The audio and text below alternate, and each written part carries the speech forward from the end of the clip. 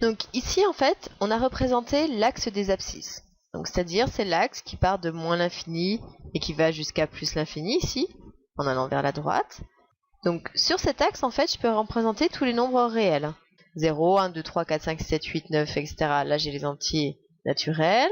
Moins 1, moins 2, moins 3, moins 4, moins 5, moins 6, j'ai les entiers en plus relatifs.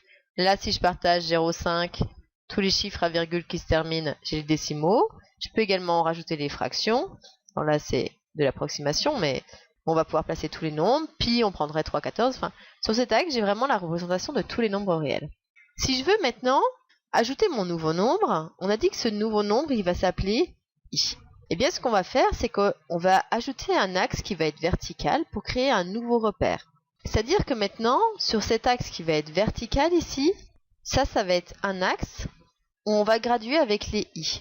C'est-à-dire que ici, c'est une graduation par rapport à l'axe vertical. Donc là, ça va être 1 i.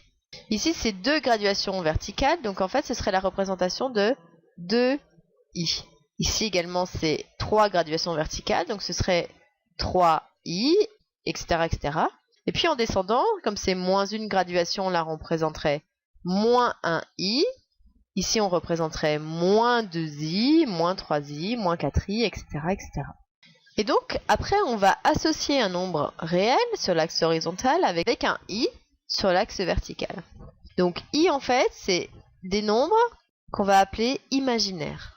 On va associer un nombre réel avec un nombre imaginaire. Par exemple, je voudrais faire la réunion de ce nombre ici, 2, avec ce nombre ici, 1i. C'est-à-dire que si je les associe, j'arrive à ce croisement qui est ici. Eh bien, la logique, ça a été d'en faire la somme. Donc, cette association de un nombre réel 2 avec le nombre réel i, eh bien, ça a créé le nombre complexe 2 plus i. On va faire un autre.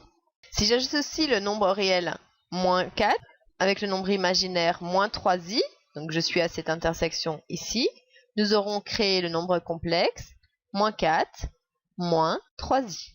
On en fait encore un. Ici, j'associe le nombre moins 1,5 avec le nombre 2i. Donc j'aurai le nombre complexe moins 1,5 plus 2i. Et donc cette famille-là, cette nouvelle famille, ça va être la fameuse famille. Donc je vous rappelle juste, on était arrivé, donc je le fais plus petit, hein. Là c'était tous les nombres des réels. Et on associe un ensemble juste après un peu plus grand qu'on avait noté C, qui était dans les complexes. Donc je vous avais dit qu'on mettrait dedans i, 2i, moins 3i, etc.